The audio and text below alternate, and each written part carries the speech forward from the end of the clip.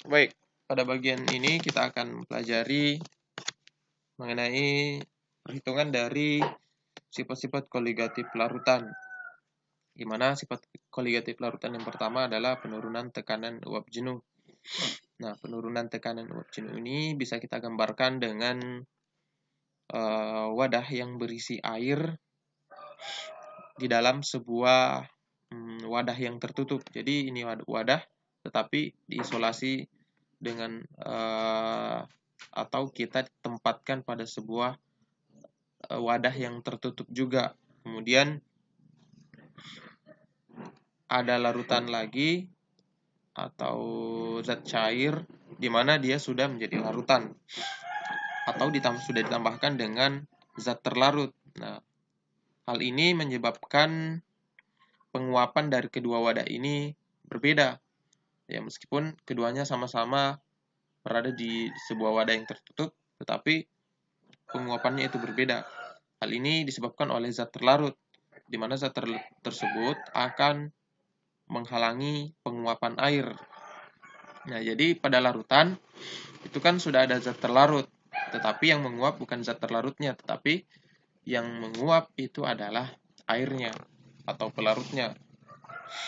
Nah, di mana pada larutan uap yang terbentuk itu lebih sedikit dibandingkan pada air. Hal ini menyebabkan besarnya tekanan uap dari pelarut atau penol itu jauh lebih besar dibandingkan tekanan uap jenuh dari larutan. Nah, besarnya tekanan uap pelarut dan besarnya tekanan uap larutan ini kan memiliki selisih. Nah, selisih ini kita beri lambang delta P atau selisih dari P0 dikurangi dengan P larutan atau biasa disebut dengan penurunan tekanan uap jenuh. Nah, di mana penurunan tekanan uap jenuh ini kita bisa beri rumus delta P sama dengan P pelarut dikurang P larutan atau tekanan uap pelarut dikurang tekanan uap larutan. Nah, berdasarkan hukum Raoult bahwasanya besarnya penurunan tekanan uap jenuh itu sama dengan jumlah fraksi mol zat terlarut dikali dengan tekanan uap pelarut. Di mana kan fraksi mol zat terlarut itu sama dengan jumlah mol zat terlarut atau jumlah mol terlarut dibagi dengan jumlah mol terlarut ditambah dengan jumlah mol pelarut dikali dengan tekanan uap pelarut. Nah, besarnya tekanan uap jenuh itu kan sama dengan P0 dikurang PL atau P pelarut dikurang dengan P larutan. Nah, kita bisa mendapatkan nilai P larutan atau tekanan uap larutan itu sama dengan P pelarut dikurang dengan delta P. Berarti P0 atau tekanan uap pelarut sama dengan delta P, kita substitusi ke sini berarti XT atau fraksi mol terlarut dikali dengan mol tekanan uap pelarut. Nah, ini kan sudah sama variabelnya. Sama-sama memiliki variabel P0. Maka P0-nya bisa kita keluarkan sehingga yang berada di dalam itu adalah P0 dikali dengan 1 dikurang fraksi mol zat terlarut. Nah, dari mana ini? Dari sini. Jumlah mol zat terlarut ditambah dengan fraksi mol zat terlarut ditambah dengan fraksi mol pelarut itu kan sama dengan 1 nilainya. Maka fraksi mol pelarut itu sama dengan 1 dikurang XT. Ya. Berarti kalau kita keluarkan berarti P0 dikali dengan 1 dikurang fraksi mol zat terlarut. Berarti bisa dituliskan 1 dikurang XT kan sama dengan XP atau jumlah mol fraksi mol zat pelarut ya. Maaf. Berarti fraksi mol pelarut dikali dengan tekanan uap pelarut dikali dengan tekanan uap pelarut itu sama dengan tekanan uap larutan. Nah, berarti kita ganti dengan rumus fraksi mol. Berarti fraksi mol pelarut itu kan sama dengan jumlah mol pelarut dibagi jumlah mol pelarut ditambah jumlah mol terlarut dikali dengan tekanan uap pelarut. Nah, misalkan intinya ya, kita ingin mencari berapa jumlah mol zat terlarutnya, maka ya nilai yang tertera di soal itu bukan itu yang menjadi nilai jumlah mol zat terlarutnya, tetapi dia harus dikalikan dulu dengan faktor Van Hoff yang sudah kita bahas pada pertemuan yang lalu. Nah, di mana N ini merupakan jumlah mol dikali dengan faktor Van Hoff. Nah, contohnya ada 0,2 mol natrium klorida ditambah dengan 0,4 mol air. Nah, misalkan yang ditanyakan itu nanti adalah delta P-nya ya. Berarti delta P kan sama dengan jumlah mol fraksi mol zat terlarut dikali dengan tekanan uap pelarut. Nah, ini kan sama saja dengan jumlah mol terlarut dibagi dengan jumlah mol terlarut ditambah jumlah mol pelarut. Ya, dikali dengan tekanan uap pelarut. Nah, intinya sama dengan jumlah mol dikali dengan faktor Van Hoff. Ya, tetapi kita harus tahu dulu nih berapa faktor Van Hoff dari NaCl. Berarti NaCl itu bisa mengion membentuk Na+ ditambah Cl-. Nah, NaCl itu harapannya 1, berarti dia adalah elektrolit kuat. Jadi mana kalau elektrolit kuat, maka besarnya faktor Van Hoff itu sama dengan banyaknya ion.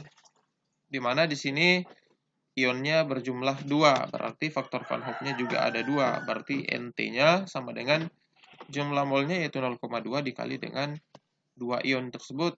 Berarti 0,2 dikali 2 sama dengan 0,4. Nah, mol pelarutnya kan sudah ada 0,4. Tinggal dimasukkan saja, berarti 0,4 dibagi 0,4 ditambah 0,4 dikali tekanan uap pelarut. Nah, diperoleh perbandingan 1/2 dikali tekanan uap pelarut. Jadi besarnya delta P pada contoh ini sama dengan setengah dari tekanan uap pelarut. Berikutnya, kenaikan titik didih.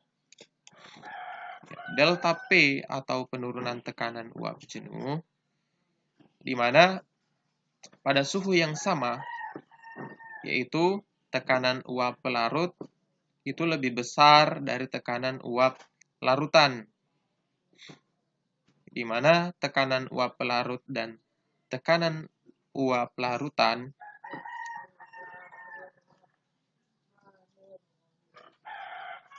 itu titik didihnya merupakan suhu di mana tekanan uap jenuh zat cair sama dengan tekanan lingkungan.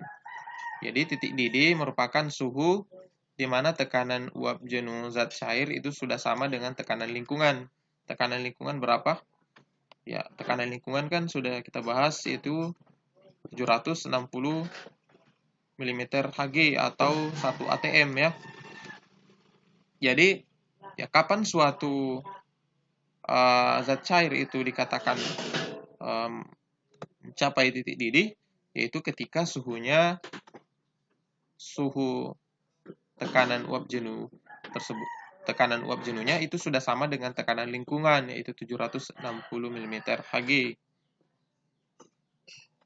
Jadi pada suhu yang sama, tekanan uap pelarut itu ternyata lebih besar daripada tekanan uap larutan. Nah, pada suhu 100 derajat Celcius, ya, tekanan uap pelarut itu sama dengan 700 mm Hg. Ya, sedangkan tekanan uap larutan ternyata lebih kecil dari 760 mm Hg. Ya, jadi tekanan uap pelarut jauh lebih besar dibandingkan tekanan uap larutan pada suhu yang sama. Contohnya pada suhu 100 derajat Celcius. Nah, pada suhu ini tekanan uap pelarut yaitu 700 mm Hg itu ternyata air sudah mendidih. Sedangkan larutan pada suhu 100 derajat Celcius dengan tekanan lebih kecil dari 760 mm Hg, ternyata air belum mendidih. Nah, agar larutan ini mendidih, maka tekanan uap larutan itu harus sama dengan 700 mm Hg. Ya, karena dia bisa mencapai titik didih kalau tekanan uapnya sudah sama dengan tekanan lingkungan, yaitu 700 mm Hg. Nah, agar larutan mendidih, maka tekanan uap larutan itu harus 760 mm Hg. Ya, di mana untuk mencapai tekanan ini, maka suhunya harus berada di atas 100 derajat Celcius. Jadi bukan lagi suhu atau titik didih air. Kalau air kan mendidihnya pada suhu 100 derajat Celcius. Tekanannya sudah sama dengan lingkungan. Kalau larutan yang sudah tercampur dengan zat terlarut, itu tidak bisa pada suhu ini. Jadi dia harus berada di atas suhu 100 derajat Celcius. Nah, pada suhu air ini, jika kita lihat atau kita bandingkan dengan suhu larutan, di mana pada air dia mendidih pada suhu 100 derajat Celcius. Pada larutan, dia mendidih di atas 100 derajat Celcius. Nah, selisih ini itulah yang dinamakan dengan kenaikan titik didih. Kenaikan titik didih itu diberi lambang atau simbol delta TB, di mana delta TB itu kan berarti selisih yang lebih besar adalah tekanan uap larutan, berarti TB larutan dikurangi dengan tekanan titik beku pelarut. Berarti delta TB itu sama dengan, bisa dicari dengan rumus delta TB sama dengan molalitas zat terlarut dikali dengan KB. KB itu adalah suatu tetapan ya. Jadi molalitas zat terlarut itu kan rumusnya sama dengan jumlah mol terlarut dibagi dengan massa pelarut ya kalau dia dalam satuan kilogram. Di mana KB-nya itu merupakan suatu tetapan. Tetapan ini dipengaruhi oleh jenis pelarut. Kalau pelarutnya beda, ya nilai KB-nya juga akan beda. Kalau air itu kan nilai KB-nya 0,52. Kalau yang lain itu bukan 0,52. Jadi tergantung. Kalau KB-nya kalau pelarutnya itu beda, bukan lagi air, maka nilai KB-nya juga akan berbeda. Nah, ini dalam satuan kilogram. Kalau dalam satuan gram, berarti mol terlarut dikali 1000 per massa pelarut dikali dengan KB. Nah, NT ini seperti di awal berarti kita harus kali dengan faktor Van Hoff, berarti jumlah mol pelarut jumlah mol dikali dengan faktor Van Hoff. Maka delta TB-nya sama dengan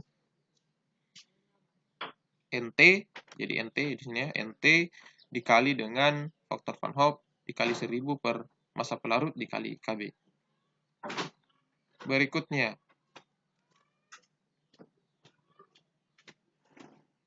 penurunan titik beku. Titik beku bisa kita definisikan dengan suhu di mana tekanan zat cair itu sama dengan tekanan zat padat. Di mana pada keadaan ini itu akan terjadi kesetimbangan antara fase cair dengan fase padat. Jadi imbang. Nah, ketika imbang itu dinamakan dengan titik beku. Nah, air membeku pada suhu 0 derajat Celcius. Jadi air pelarut. Berarti pada keadaan ini tekanan air, tekanan uap tekanan uap air itu sama dengan tekanan es ya. Itu pada suhu 0 derajat Celcius.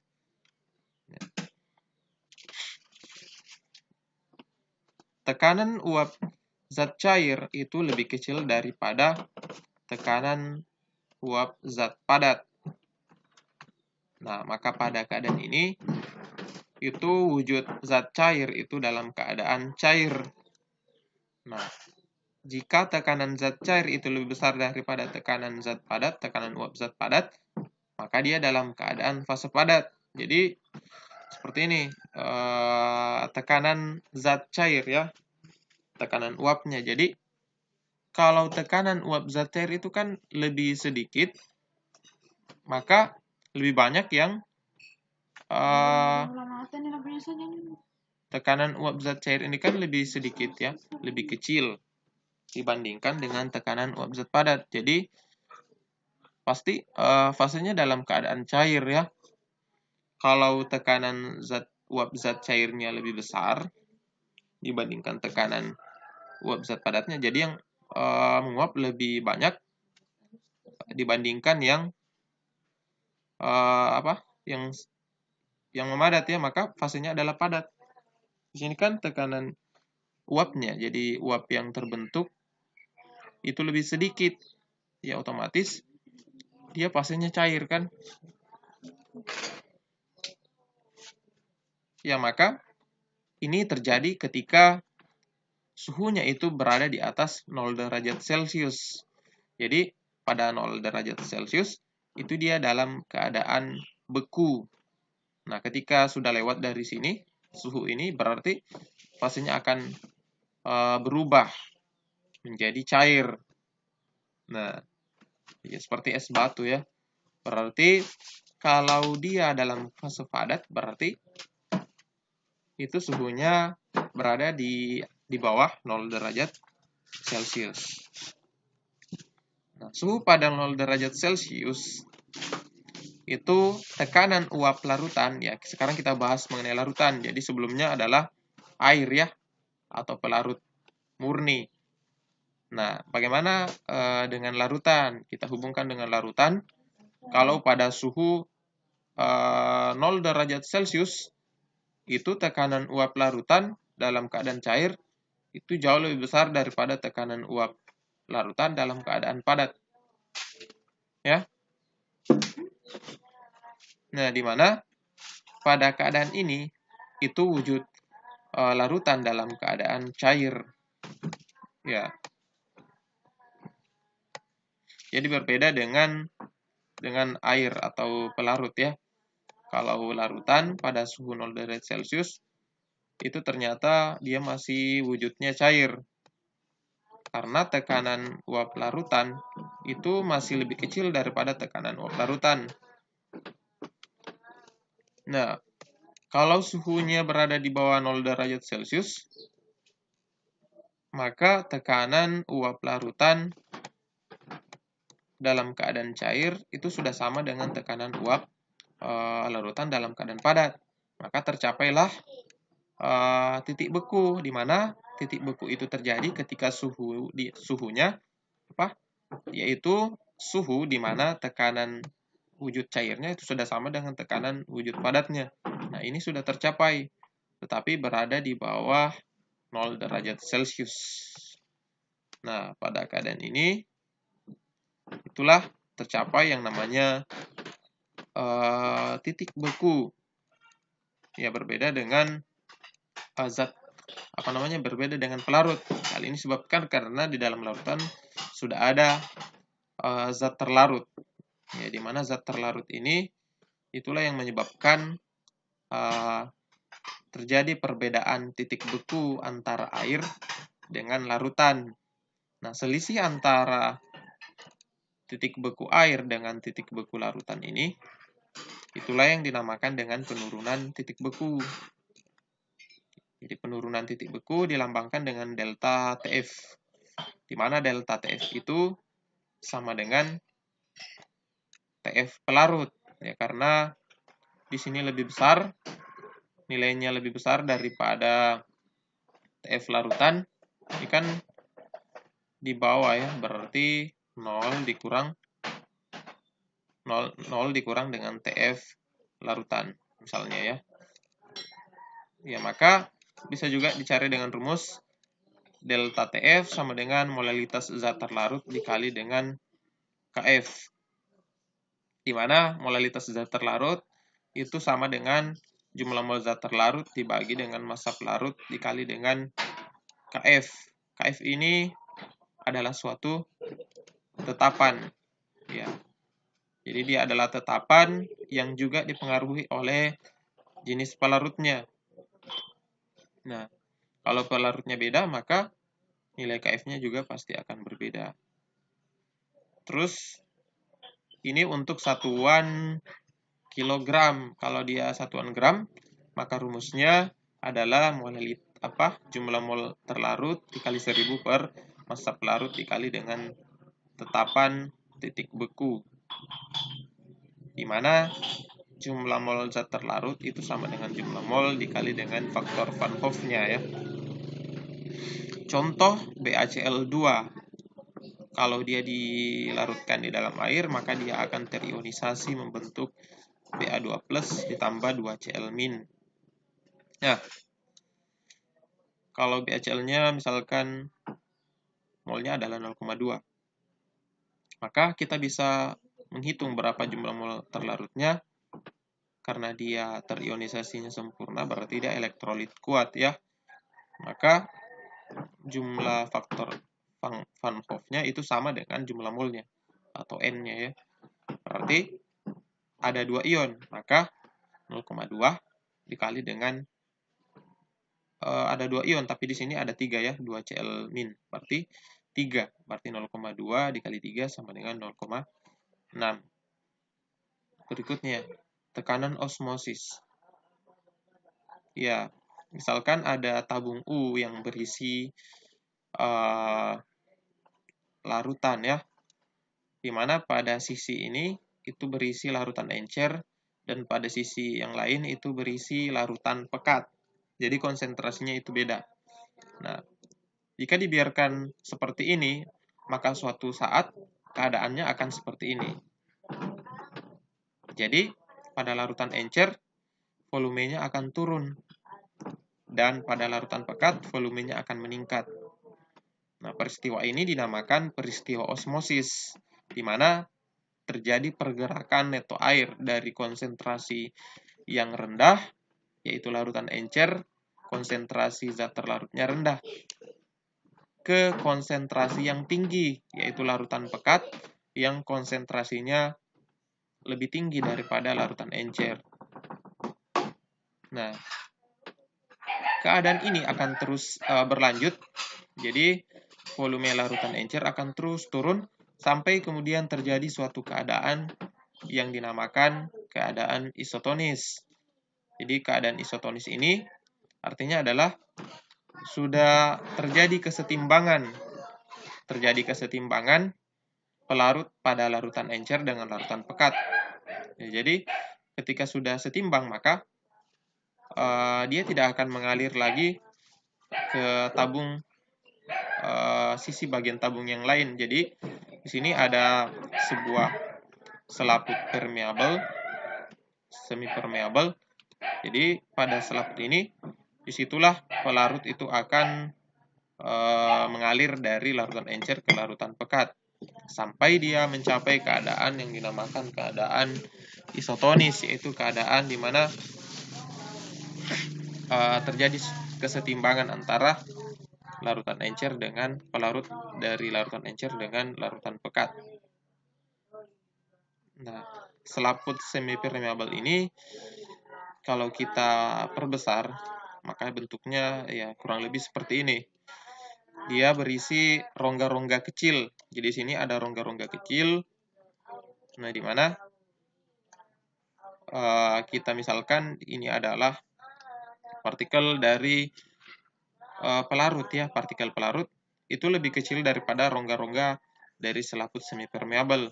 Hal ini menyebabkan air ini atau pelarut ini bisa menembus rongga-rongga dari selaput semi permeabel dibandingkan dengan zat terlarut. Zat terlarut itu ukuran partikelnya jauh lebih besar daripada rongga-rongga dari selaput ini, maka dia tidak akan bisa mengalir. Hal ini menyebabkan air itu akan mengalir dari konsentrasi yang encer ke konsentrasi yang lebih tinggi. Nah, ini zat terlarut. Nah, pada keadaan ini, yaitu keadaan isotonik atau isotonis, ya kita bisa menekan volume dari larutan pekat ini atau yang larutan yang tidak encer ini ya, atau yang konsentrasinya lebih tinggi. Nah, tekanan yang diberikan pada larutan ini itu dinamakan dengan tekanan osmosis. Tekanan osmosis itu adalah tekanan yang diberikan untuk atau agar peristiwa osmosis itu tidak terjadi. Jadi peristiwa osmosis itu bisa dikontrol atau diatur dengan cara memberikan suatu tekanan yang dinamakan tekanan osmosis. Ya, tekanan osmosis itu dilambangkan dengan P. Dan P ini sangat dipengaruhi oleh konsentrasi. Semakin besar konsentrasi, maka tekanan osmosisnya juga akan semakin besar. Artinya apa? Ya, kalau konsentrasi di dalam tabung ini besar, maka kita juga butuh tekanan atau daya tekanan untuk menghalangi terjadinya peristiwa osmosis. Jadi harus lebih besar juga. Kalau konsentrasinya besar, maka tekanan yang diberikan juga harus lebih besar.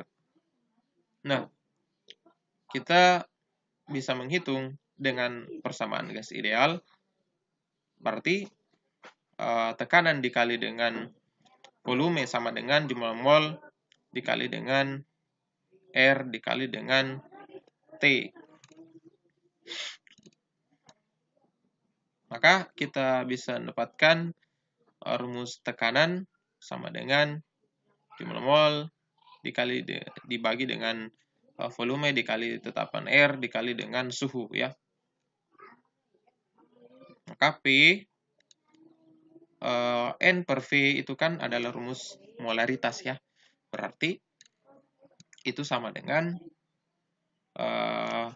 N per V berarti bisa disubstitusi dengan M dikali R dikali T ya, dikali T. Jadi R ini merupakan suatu tetapan, jadi sudah ada nilai yang tertera. Nah, tekanan ini kita ganti dengan tekanan osmosis. Berarti tekanan osmosis sama dengan N terlarut dikali dengan R dikali dengan T. Maka rumus dari tekanan osmosis itu besarnya bisa dihitung dengan rumus mol zat terlarut dikali dengan tetapan R dikali dengan T. Atau bisa kita sederhanakan lagi menjadi NT dibagi dengan V. Ya. Berarti kalau dia satuannya dalam liter, kalau dia dalam satuan mililiter, maka ini satuannya liter ya. Kalau satuannya mililiter, maka rumusnya harus seperti ini. NT dikali 1000 dibagi P dikali dengan RT. Nah, P ini dalam satuan mililiter. Nah, besarnya NT atau mol terlarut itu sama dengan jumlah mol dikali dengan faktor Van Hoff. Ya, misalkan ada senyawa AlCl3 yang dilarutkan dalam air, itu harus terionisasi membentuk Al3+ ditambah 3 Celmin. Ya, maka besarnya faktor Van Hoff itu karena dia elektrolit kuat atau terionisasi sempurna berarti sama dengan jumlah ionnya. Jumlah ionnya kan ada 1 tambah 3 berarti 4. Dimana kalau kita misalkan AlCl3-nya memiliki mol 0,3 berarti dikali saja 0,3 dikali dengan 4. Oke, ini dikali dengan 4 sama dengan 1,2.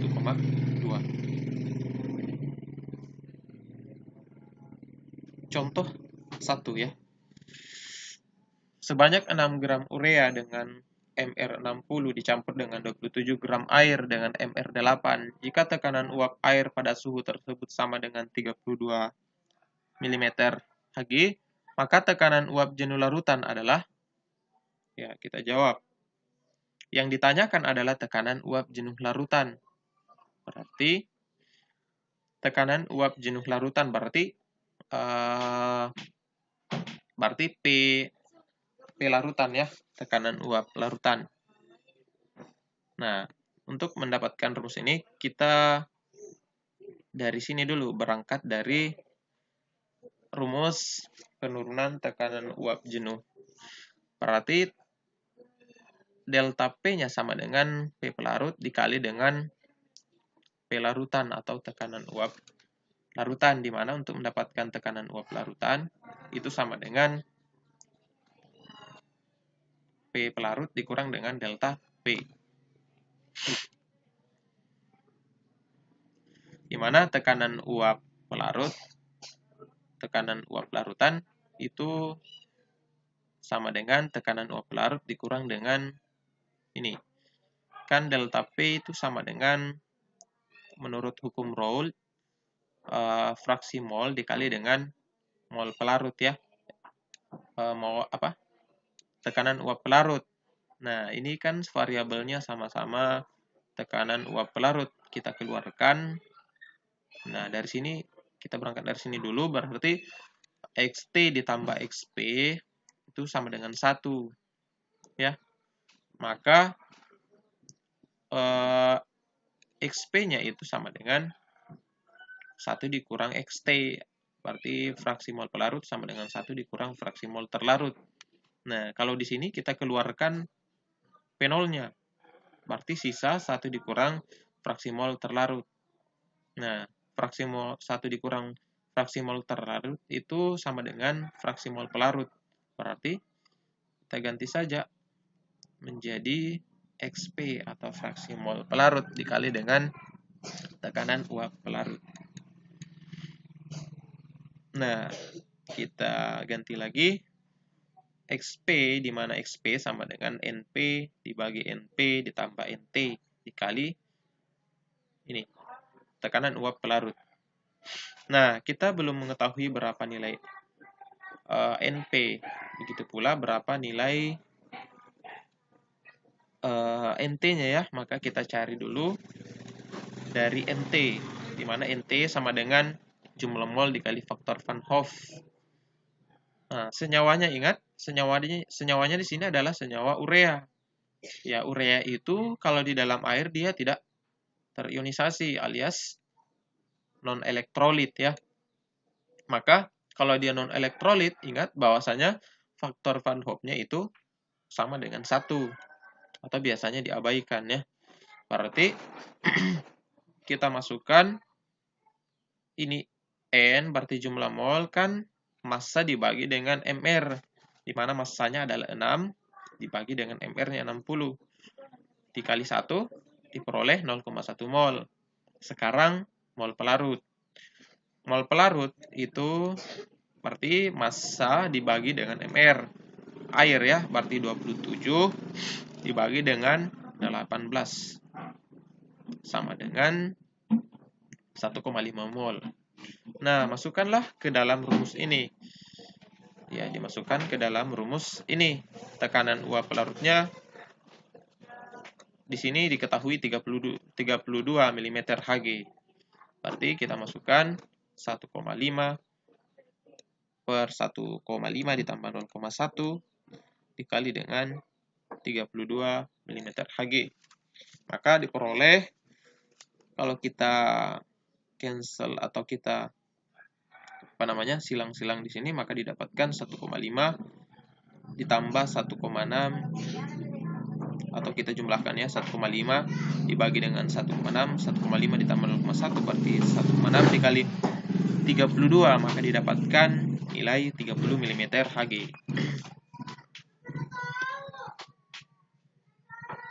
Contoh berikutnya, contoh kedua.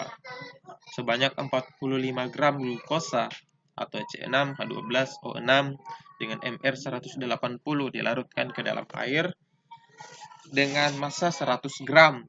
Jika Kb airnya 0,52 derajat Celcius per molal, maka titik didih larutan glukosa tersebut adalah, jadi yang ditanyakan adalah titik didih larutan.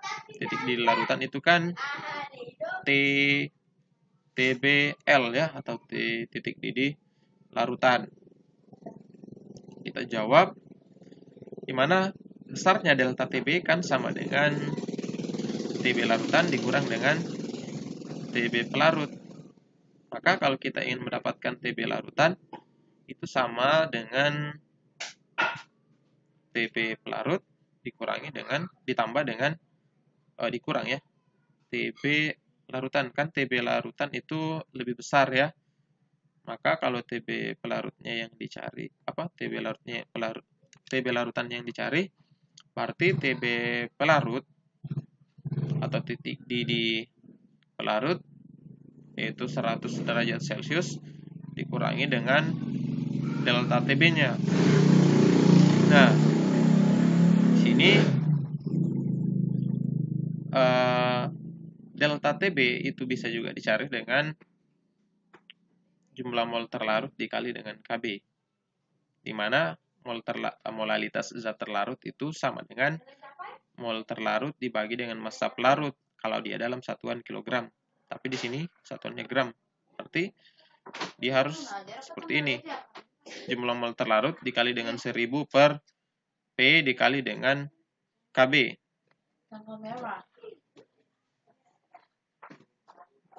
Maka NT-nya itu bisa didapatkan dengan jumlah mol dikali dengan faktor Van Hoff.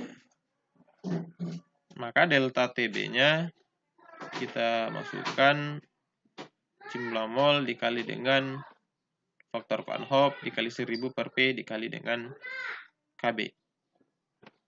Nah, maka kita masukkan di sini berapa? Jumlah molnya kan 45 gram dibagi dengan MR-nya 180 dikali dengan ini jumlah mol faktor Van Hoff-nya. Nah, ingat di sini dia larutannya glukosa. Kita ketahui bersama bahwasanya glukosa itu dia non-elektrolit, dia tidak terionisasi di dalam air. Kalau dia non-elektrolit, maka faktor Van Hoff-nya itu 1 ya. Berarti dikali 1000. Nah, dibagi berapa massa pelarutnya atau airnya? 100. Kb-nya diketahui 0,52. Kalau kita hitung semuanya, maka diperoleh 5,2 dibagi 4. Dan hasil terakhirnya adalah 1,3 derajat Celcius. Itu untuk delta TB-nya. Nah, kita masukkan ke dalam ini, rumus ini. Maka didapatkanlah TB pelarutnya kan 100 ya, dikurang dengan nilai ini 1,3. Maka didapatkan nilai 101,3 derajat Celcius. Jadi titik didih larutan glukosa tersebut adalah 101,3 derajat Celcius. Berikutnya contoh ketiga. Di antara larutan di bawah ini yang memiliki titik didih terendah adalah, nah jika jadi ini soalnya berbentuk pilihan ganda, di mana pada poin pertama itu natrium karbonat dengan molalitas 0,04, glukosa dengan molalitas 0,08, dan magnesium nitrat dengan 0,03 molal. Kemudian CONH22 atau urea itu sebesar 0,06 molal dan tembaga sulfat dengan 0,04 molal. Ya. Maka yang pertama adalah kita ketahui bahwa titik didih larutan itu lebih besar dari titik didih pelarut ya. Jadi kalau dia sudah mengandung zat terlarut, maka titik didihnya itu akan mengalami kenaikan dari 100 menjadi lebih besar dari 100. Nah, di sini yang ditanyakan kan titik didih terendah ya. Maka pertama adalah delta TB, itu kan sama dengan TB larutan dikurang dengan TB pelarut. Maka untuk mencari TB larutan, ini kan larutannya, maka kita hubungkan ke sini menjadi TB larutan sama dengan TB pelarut yang lebih besar kan. TB pelarut kan 100 ya, dikurang dengan delta TB-nya yang lebih kecil, berarti ditambah ya delta TB.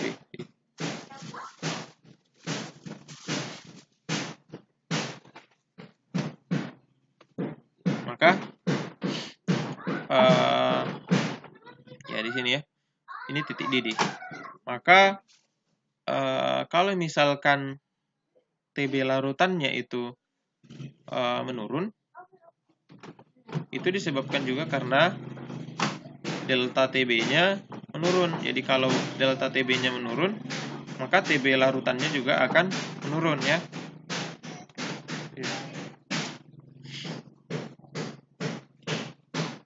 Maka delta TB itu kan memiliki rumus molalitas zat terlarut dikali dengan KB. Bisa diganti dengan mol terlarut dibagi dengan massa pelarut dikali dengan KB. Ya, dimana ini dalam satuan kilogram. Kalau dia satuan gram, maka jumlah mol dikali faktor Van Hoff dikali 1000 per massa pelarut dikali dengan KB. Nah, kita bisa letakkan di sini. Nah, di sini kan diketahui molalitas ya. Maka delta TB itu sama dengan nilai atau rumus molalitas dikali dengan KB dikali dengan faktor Van Hoff. Ya. Delta TB, ingat, semakin kecil delta TB, maka TB larutan juga akan semakin kecil. Di sini yang dicari adalah titik didih terendah. Ya, maka kalau di sini delta TB-nya menurun, kalau di sini faktor Van Hoff-nya menurun, maka delta TB-nya juga akan turun. Begitu pula dengan molalitasnya. Kalau molalitasnya turun, maka delta TB-nya juga akan turun. Kalau di sini KB-nya kan semuanya menggunakan pelarut air, maka ini tidak berpengaruh terhadap delta TB-nya karena sama-sama pelarut semua, sama-sama air semua. Maka yang berpengaruh adalah molalitas dikali dengan faktor Van Hoff-nya. Jadi semakin kecil nilai ini, maka ini juga akan semakin kecil. Artinya apa? TB larutannya atau didih larutannya juga akan semakin kecil. Ya, maka untuk mencari pada pilihan ini yang mana yang titik didih terendahnya, maka kita harus cari berapa hasil kali molalitas dengan faktor Van Hoff yang paling kecil dari kelima larutan ini. Ya, kita masukkan. Di sini kan Na2CO3. Maka faktor Van Hoff-nya ini molalitas dikali dengan faktor Van Hoff. Na2 kalau terionisasi di dalam air membentuk Na2 plus ditambah CO3 2-, di mana Na2-nya kan Na-nya kan ada 2 ya. CO2 plusnya ada 1. CO2-nya ada 1 ya. Maka Na2 ada 2 ditambah 1 ion menjadi 3, berarti dikali 3. 0,04 molal dikali 3 sama dengan 0,12. Nah, sekarang glukosa atau C6H12O6. Nah, ingat, C6H12O6 atau glukosa itu tidak terionisasi di dalam air. Maka faktor Van Hoff-nya itu 1. Berarti dikali 1 sama dengan 0,08. Mg NO3 dikali 2 kali. Maka di sini kalau terionisasi membentuk Mg2+ ditambah berarti 1 NO3 min ya, berarti NO3-nya harus 2, berarti 1 ditambah 2 ion membentuk faktor Van Hoff 3. Ya, berarti bikin elektrolit kuat ya. Kita misalkan elektrolit kuat karena terionisasi sempurna, maka dikali 3 menjadi 0,09. CONH2 2 kali. Ini rumus urea. Urea itu tidak terionisasi di air. Maka faktor Van Hoff-nya itu juga sama dengan 1 dikali 1 sebanyak 0,06. Tembaga sulfat itu molalitasnya 0,04 molal. Nah, karena dia terionisasi membentuk Ce2+ ditambah SO4 2-, berarti ada 2 ion. Berarti faktor Van Hoff-nya 2. Karena faktor Van Hoff-nya itu sama dengan jumlah ionnya. Dia elektrolit kuat. Dikali 2, hasilnya 0,08. Dari kelima larutan ini, yang paling kecil hasil kali dengan molalitas dengan faktor Van Hoff-nya adalah pilihan bagian D. Berarti jawabannya adalah D. Contoh berikutnya. Contoh 4, di mana soalnya adalah penurunan titik beku larutan 28% berat KOH, di mana MR-nya adalah 56, dengan KF air 1,8 derajat Celcius per molal adalah. Kita jawab. Yang ditanyakan adalah delta TF-nya ya. Berarti delta TF rumusnya bisa dicari dengan molalitas terlarut dikali dengan KF, atau mol terlarut dibagi dengan massa pelarut dikali dengan KF. Kalau dia dalam satuan kilogram, di soal itu dalam satuan gram ya, karena menggunakan persen ini. Berarti jumlah mol terlarut dibagi 1000 per massa pelarut dikali dengan KF. Berarti NT-nya itu sama dengan N dikali dengan faktor Van Hoff dikali 1000 dibagi massa pelarut dikali KF. Nah, 28% ya. Ingat, 28% KOH. 28% KOH itu berarti kalau kita misalkan dalam 100 gram larutan, itu pasti mengandung 28 gram KOH dan sisanya merupakan pelarut, yaitu 72 gram. Maka diperoleh di sini massa KOH-nya ya, di mana massa KOH-nya sebanyak 28 gram. Nah, KOH ini itu dalam air akan terionisasi secara sempurna membentuk K+ ditambah OH-. Nah, jumlah ionnya sebanyak 2. Berarti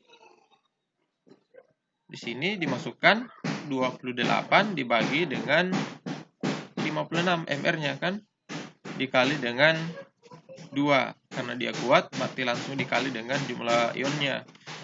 Berarti faktor Van Hoff-nya sama dengan 2 dikali 1000, di mana massa pelarutnya itu kan diperoleh 72 dikali dengan tetapan airnya, tetapan titik beku airnya sebanyak 1,8 derajat Celcius. Nah, kalau kita hitung semua, maka didapatkan suhu penurunan titik beku sebesar 25 derajat Celcius. Kalau misalkan yang ditanyakan itu adalah TF larutan atau titik beku larutan, maka kita bisa mencari dengan TF pelarut dikurang dengan delta TF, di mana TF pelarut itu kan titik bekunya kan 0 ya. Berarti 0 dikurang dengan nilai ini, yaitu 25 derajat Celcius. Maka diperoleh titik beku larutan sebesar minus 25 derajat Celcius. Berikutnya, contoh kelima dengan soal larutan 0,1 molar. Di bawah ini yang memiliki titik beku terendah adalah, bentuknya adalah pilihan ganda. Yang pertama, ada rumus Korea. Yang kedua, Al2SO43 kali. Ketiga, FeCl3, Na2SO4, dan KBr. Nah, bentuk soalnya mirip dengan yang tadi, ya, yang mencari hasil kali molalitas dengan faktor Van Hoff. Nah, sekarang tidak tersedia berapa molalitasnya. Yang ditanyakan adalah titik beku terendah. Maka kita hubungkan dengan delta TF, di mana delta TF itu merupakan penurunan titik beku ya. Karena dia penurunan titik beku, maka TF larutannya atau titik beku larutannya harus lebih kecil dari TF pelarutnya, di mana TF pelarutnya kan 0. Kalau TF larutannya di bawah 0, berarti nilainya minus. Maka delta TF itu kan TF pelarut dikurang dengan TF larutan atau titik beku larutan. Nah, untuk mencari titik beku larutan, ini kan larutan ya, berarti titik beku larutan kita hubungkan sama dengan TF pelarut dikurang dengan delta TF. Maka semakin besar penurunan titik beku, maka nilai di sini juga akan semakin kecil. Jadi kalau pengurangnya semakin besar, maka titik beku larutannya akan semakin kecil. Kalau dia besar di sini, otomatis kecil di sini, ya. Nah, kalau kita gambarkan melalui grafik, kita taruh di sini adalah sumbu T atau suhu yang dihubungkan dengan V atau tekanan.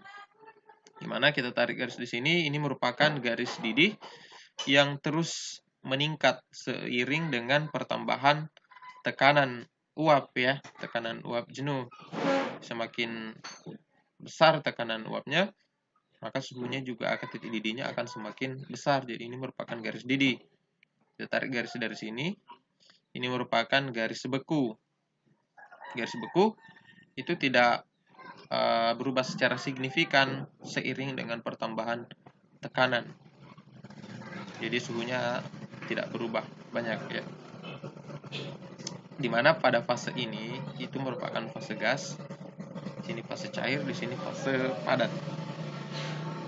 Maka tarik garis ke sini, dimana pada garis ini itu merupakan TF pelarut atau titik beku pelarut, yaitu 0 derajat Celcius ya. Nah, kemudian kita tarik garis ke sini, ke sini. Jadi kita potong garis didihnya. Kalau tadi garis bekunya.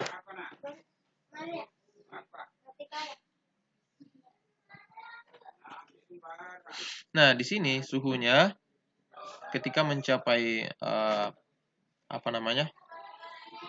ketika tekanan uapnya sudah sama dengan tekanan lingkukan, maka disitulah terjadi yang namanya untuk pelarut yang namanya titik didih ya. Maka di sini TB pelarut, di mana TB pelarut kan 100 derajat Celcius ya. Iya. Kemudian kalau di sini TF pelarut, maka di sini adalah TF. Kita tarik garis. Di sini adalah TF larutan atau titik beku larutan. Nah, kemudian kalau dia di bawah berarti titik beku larutan karena di bawah dari 0 derajat Celcius. Kalau di atas 100 berarti titik beku larutan, titik didih larutan ya. Nah, berarti ya sama. Garisnya ditarik dari sini tidak berubah secara signifikan. Kemudian dia memotong garis ini garis didihnya. Garis didih dari larutan. Jadi ini untuk larutan, sedangkan yang garis biru adalah pelarut. Ya, maka selisih dari kedua titik didih ini itu dinamakan dengan delta atau penurunan titik beku. Kalau di sini, ya di sini juga selisih. Selisihnya itu dinamakan dengan penaikan titik didih. Nah, kita hubungkan dengan titik didih larutan karena di sini ditanyakan adalah titik didih titik beku larutan ya. Maka titik beku larutan kalau dia delta TF-nya atau penurunan titik bekunya itu tinggi, yaitu dipengaruhi juga oleh titik beku larutan. Kalau titik beku larutannya turun ke sini berarti delta TF-nya pasti akan semakin besar. Kalau TF larutannya bergeser ke sebelah kiri, maka selisihnya pasti akan lebih besar lagi. Begitu pula dengan titik didih. Kalau titik didihnya besar, jadi titik didihnya ada kenaikan titik didihnya besar, itu dipengaruhi oleh ini titik didih larutan. Jadi kalau semakin besar titik didih larutan, selisihnya juga akan semakin besar. Jadi TB larutan meningkat, bergeser ke sebelah kanan, maka selisih dari kedua titik didih ini pasti juga akan bertambah. Nah, sekarang kalau delta TF-nya sama dengan molalitas terlarut dikali KF, berarti mol terlarut dikali 1000 dibagi P dikali KF. Kalau dia dalam satuan gram, di mana NT-nya itu didapatkan dengan mengalihkan jumlah mol dengan faktor Van Hoff. Nah, kita pindahkan faktor Van Hoff-nya ke sebelah kanan, maka di sini delta TF-nya kan sama dengan molalitas terlarut ya. Ini rumus molalitas dikali dengan KF dikali dengan I. Nah, perhatikan di soal itu molalnya sudah diketahui. Semua larutan ini nilai molalnya sama dengan molalitasnya sama dengan 0,1 semua. Maka molalitas di sini tidak berpengaruh. Begitu pula dengan KF. Pelarutnya semuanya adalah air. Maka molalitas dan tetapan ini tidak berpengaruh terhadap titik beku atau penurunan titik beku. Di sini kalau di sini naik berarti titik didih larutannya juga pasti akan turun. Berarti di sini untuk mendapatkan titik beku terendah maka di sini harus tinggi. Berarti faktor Van Hoff-nya kalau dia semakin besar maka penurunan titik beku larutannya juga pasti akan semakin besar. Tetapi titik didih larutan, titik beku larutan pasti semakin kecil. Maka untuk mencari atau menemukan yang mana pada larutan ini yang memiliki titik beku terendah, maka kita lihat faktor Van Hoff-nya yang paling kecil. Nah, faktor Van Hoff-nya kan CONH2 2 kali. Itu merupakan larutan yang tidak terionisasi atau larutan non-elektrolit. Larutan elektrolit tersebut adalah urea. Nah, larutan elektrolit ini faktor Van Hoff-nya sama dengan 1. Al2SO43 kali itu terionisasi di dalam air membentuk 2Al3+ ditambah 3SO42-. Berarti jumlah ionnya, karena dia elektrolit kuat, maka faktor Van Hoff-nya itu 2 ditambah 3, berarti sama dengan 5. FeCl3 terionisasi membentuk Fe2+ ditambah 3Cl-. Di sini ada 4 mol, 4 ion, berarti faktor Van Hoff-nya sama dengan 4. Na2SO4 membentuk 2Na+ ditambah SO42-. Faktor Van Hoff-nya sama dengan 3. KBr membentuk K+ tambah Br-. Jumlah ionnya kan ada 2, berarti faktor Van Hoff-nya sama dengan 2. Nah, dari keempat larutan ini, faktor Van Hoff yang manakah yang paling kecil? Yaitu yang paling besar ya. Ya, untuk mencari delta TF titik di titik beku larutan yang paling kecil, paling terendah, maka dicari faktor Van Hoff yang paling besar. Yang paling besar adalah ini, aluminium sulfat. Maka jawabannya adalah B. Contoh ke-6. Sebanyak 0,01 mol magnesium klorida dilarutkan ke dalam air sampai volume 500 ml. Jika harga derajat ionisasi 0,8, maka tekanan osmotik larutan jika diukur pada suhu 27 derajat Celcius dan harga R sama dengan 0,08 liter ATM mol min 1 K min 1 adalah ya, P itu sama dengan molaritas terlarut dikali dengan R dikali dengan T. Dimana kalau dia dalam satuan mililiter, maka rumusnya adalah NT dikali dengan mol terlarut dikali dengan faktor Van Hoff dikali 1000 per V dalam satuan mililiter dikali dengan R dikali dengan T. Nah, di mana MgCl2 itu terionisasi membentuk Mg2+ tambah 2Cl-. Dia adalah elektrolit kuat. Maka besarnya faktor Van Hoff-nya itu sama dengan berapa jumlah ionnya. Jumlah ionnya di sini adalah di sini MgCl2 ya. MgCl2 dia bukan merupakan perhatikan di soal. Di soal itu dia memiliki derajat ionisasi. Di mana derajat ionisasi itu kalau dia memiliki derajat ionisasi 0,8 berarti dia bukan elektrolit kuat. Jadi di sini panahnya ada 2 ya, ada 2 arah. Dia membentuk Mg2+ tambah 2Cl-, tapi dia masuk dalam elektrolit lemah.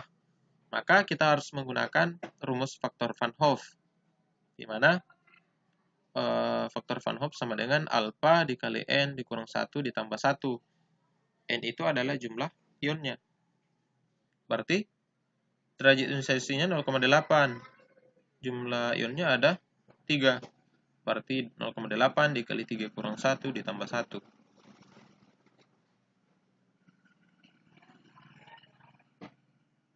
Di sini 3 kurang 1 ya.